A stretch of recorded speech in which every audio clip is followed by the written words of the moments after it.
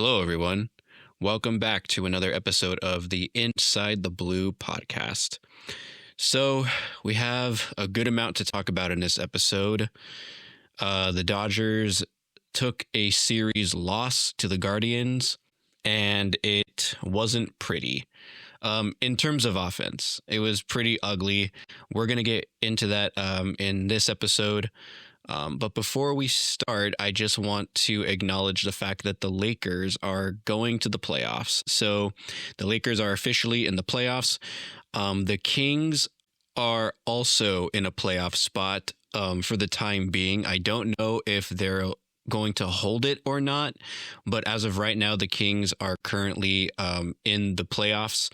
They've been playing pretty good as of late, ever since they fired Jim Hiller as head coach. Finally, they've been playing much better than they were to start the season and throughout the first half of the season, let's say. So yeah, the Kings currently hold a playoff spot and the Lakers are officially in the playoffs. So we will monitor that in the coming episodes.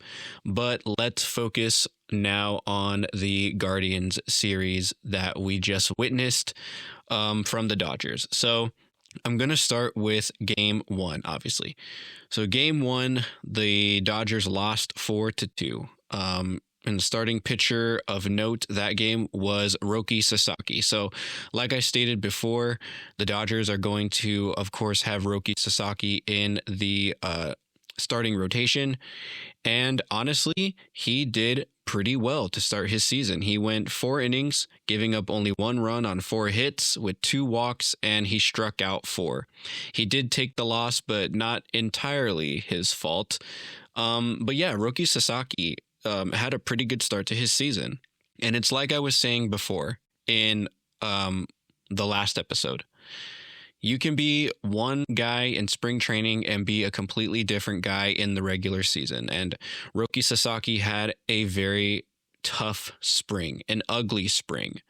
But to start the season, he did very well. He was having good command of his pitches. He commanded the zone very well. He was throwing pitches in the zone, getting hitters to swing and miss. And that is a huge step up from where he was in the spring. He did not have good command of his pitches, even dating back to last season. He didn't have good command of his pitches. He was pitching outside of the strike zone, and he was getting knocked around until the playoffs. So yeah, a pretty good start to Roki Sasaki's season. The Dodger offense this game had 2 runs on 9 hits, and they struck out 6 times. So a pretty ugly, not too ugly performance from the offense, but not what you want to see from an offense that is a powerhouse like the Dodgers. You know, they had 9 hits, but only 2 runs to show for it. That's pretty bad. And they struck out 6 times. They batted .273 as a team. So they got hits. They just couldn't cash in on a lot of runs. So let's get into this game. So in the top of the third, Steven Kwan hits a double that scores Austin Hedges, so it makes it 1-0 Guardians. And Steven Kwan was someone I wanted the Dodgers to pursue by a trade. I really would have liked Steven Kwan on our team. He is a good contact hitter. So yeah, he doubles in the first run of the game. And then I want to talk about someone from the Dodger bullpen who came in the game, and that is Justin Wrobleski. So we're going to go over Wrobleski's stat line here first before we get into the rest of the Dodger bullpen later on. So Wrobleski goes 4 innings pitched, giving up 3 runs on 4 hits with a walk and 2 strikeouts. And I want to say this, Wrobleski has been pretty good for us dating back to last season. I mean, he was good in the World Series, and he's been one of the more reliable arms out of the Dodger bullpen, but this game was just ugly. So I want to talk about a matchup that was between him and Rhys Hoskins. So he had Rhys Hoskins 0-2 very quickly, 2 pitches, 2 swings and misses. So Rhys Hoskins was down 0-2 very quickly, and it looked like Robleski was going to get out of the inning because he already had 2 outs at that point. But he then loses Rhys Hoskins because he's trying to get Rhys Hoskins to swing and miss and chase again. He's pitching outside of the zone, and he just somehow loses command of his pitches when he could have easily thrown another pitch in the strike zone, because both pitches that he got him 0-2 on were both in the zone, and he swung and missed both.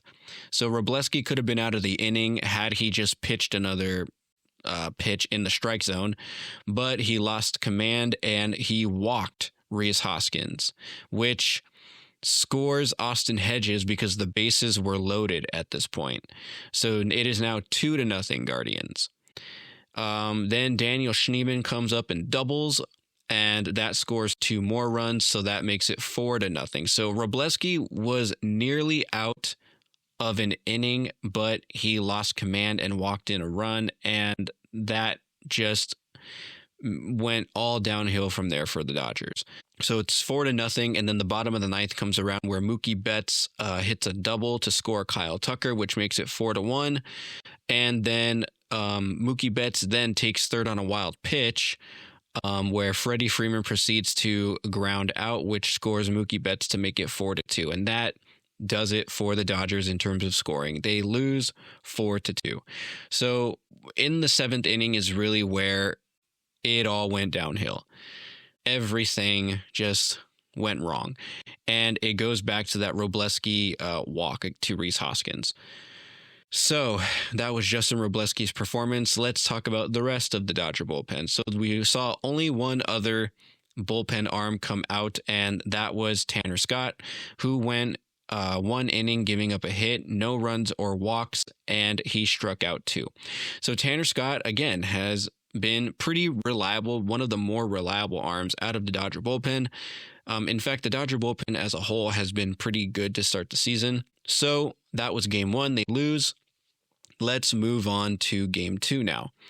The Dodgers win this game 4-1. So you can kind of tell with this game, the previous game, and the next game that runs were at a premium. There wasn't a lot of high scoring games. It was mainly sitting around the 4 runs for the other side, and 1-2 for the losing side, really. So the Dodgers win this one 4-1, and the starting pitcher of note in this one is none other than Shohei Ohtani, who gets his first start of the season. Ohtani goes 6 innings pitched, giving up a hit, no runs, 3 walks, and strikes out 6, and is the winning pitcher. So a very good start to Ohtani's season, as well as Roki Sasaki. So, the Dodger rotation has been pretty solid so far. Even the Dodger bullpen. So pitching has not been a very big concern for the Dodgers at all to start the season, which is a great sign. It's mainly the offense. So speaking of that Dodger offense, they had 4 runs on 10 hits with 3 walks, and they struck out 11 times. That's pretty bad. It's not terrible, but the 11 strikeouts is what concerns me the most. They batted .294 as a team this game, so better than the previous game where they batted .273. But yeah, those 11 strikeouts are pretty bad. But let's get into this game. So in the bottom of the 4th, Andy Pages hits an RBI single to make it 1-0 Dodgers. And we're going to talk about Andy Pages a bit later, but he has just had a phenomenal start to his season. Bottom of the 6th, Max Muncy hits his first home run of the season to make it 2-0. So Max Muncy finally comes alive. He hits his first home run of the season. And when Max Muncy starts hitting home runs, it is such an important part of the lineup.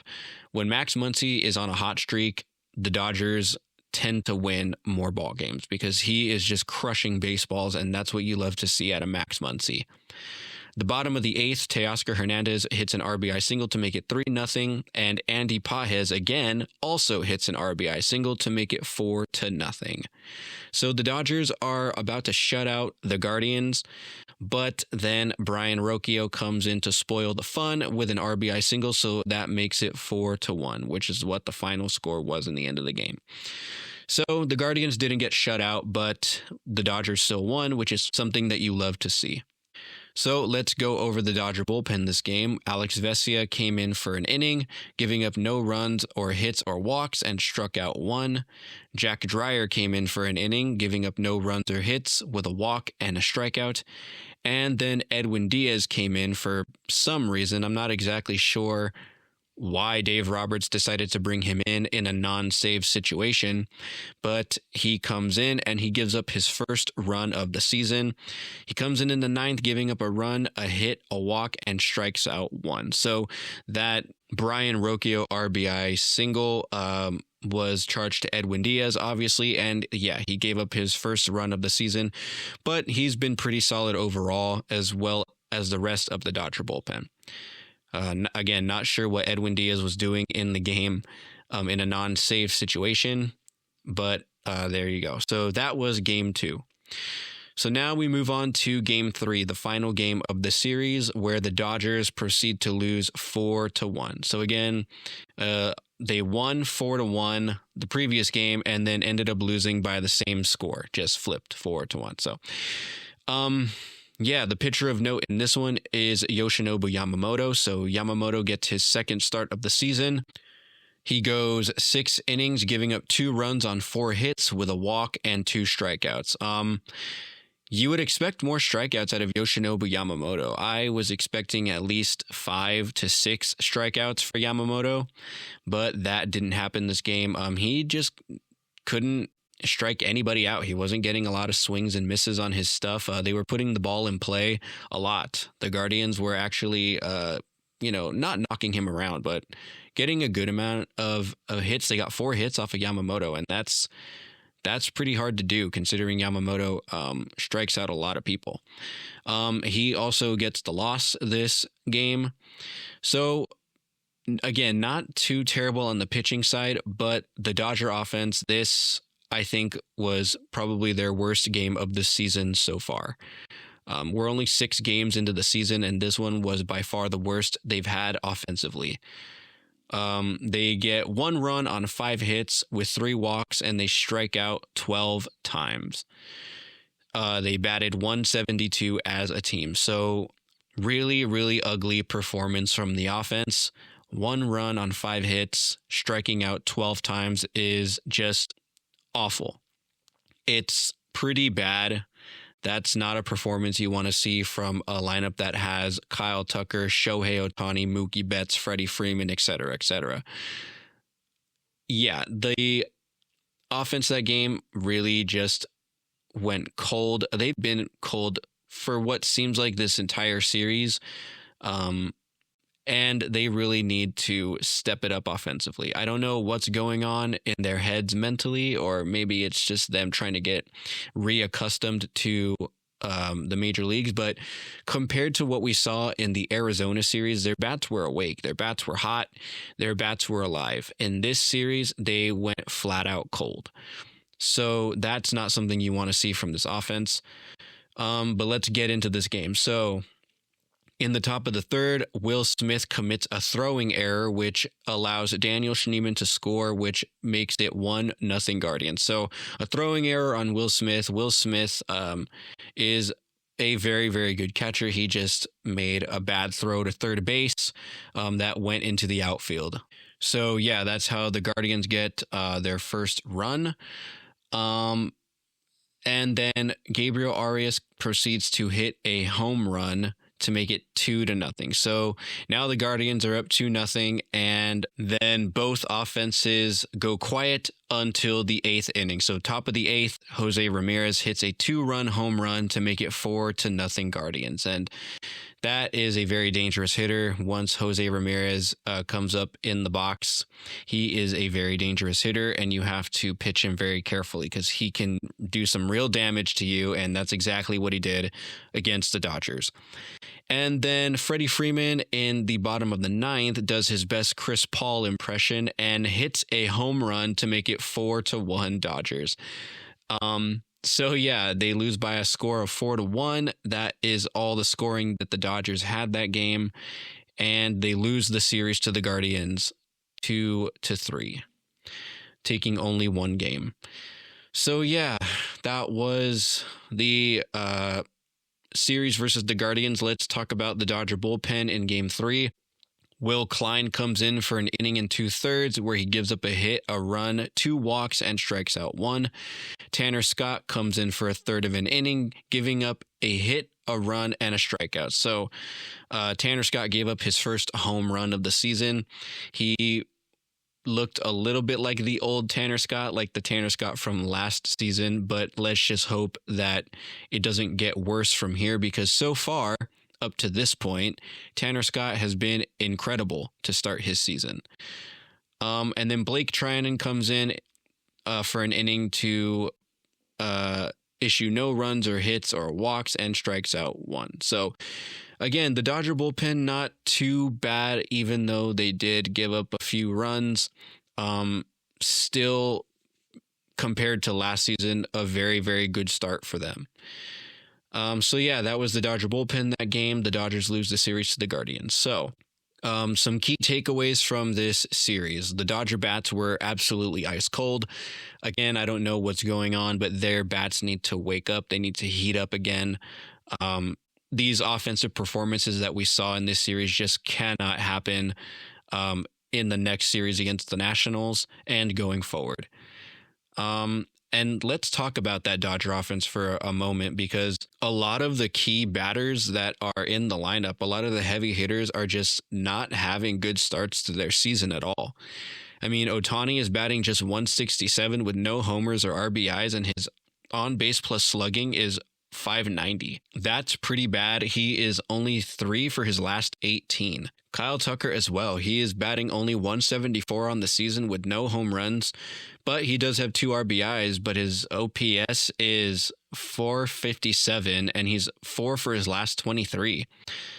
Freddie Freeman is 5 for his last 24. Mookie Betts is 3 for his last 22, batting only 136. So the heavy hitters in this lineup are doing pretty bad to start the season. They are just not being the dominant heavy hitters in the lineup at all. And their bats need to start waking up, and they really need to start stepping up in this lineup, because without their bats, this Dodger lineup is just gonna crumble. But I did want to highlight one batter that I talked about earlier, and that is Andy Pages. Andy Pages in 2026 is batting .429 with 1 homer, 5 RBIs, and has an OPS of 1.048 and is 9 for his last 21. That is absolutely fantastic. You love to see that from Andy Pages. He's having such a great start to his season, and I really hope that this continues moving forward. So yeah, Andy Pages is just having a fantastic start to his season. He's been the most reliable bat in the Dodger lineup.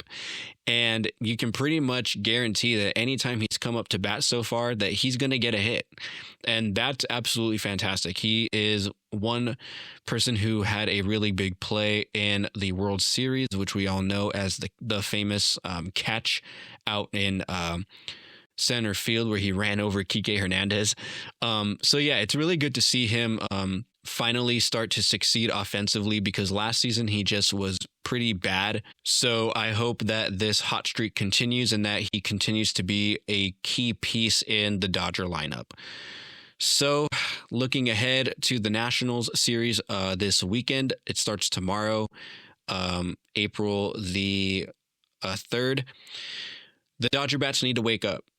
They really need to wake up. They need to heat up again. Key pieces like we just went over, Ohtani, Tucker, Freeman, Betts, they really need to wake up and get their bats going. So the Nationals are this weekend, and the following week, Monday through Wednesday, April 6th through the 8th, is the World Series rematch versus the Blue Jays at Rogers Center. So that will be an interesting series to watch. I really think that that'll be an exciting series to watch. So that's something that we can all look forward to. So hope you guys enjoyed this series recap from the Guardians, and I will see you guys after the Nationals series.